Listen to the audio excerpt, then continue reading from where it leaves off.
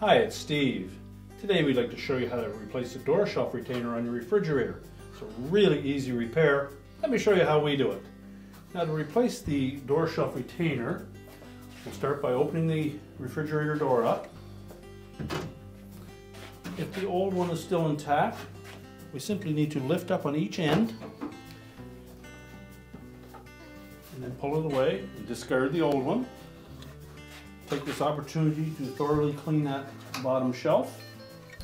And when we install the new one, you'll note that there are some notched openings on either end of that shelf retainer, and they need to lock into these projections on the inner door liner of the refrigerator.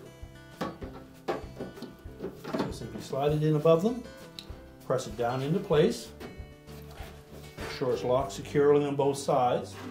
Now, to prolong the life of our door shelf retainer, we suggest that you don't overload that area, and always make sure that the crisper drawers and deli drawer are closed firmly before you close your refrigerator door. And our repair is complete.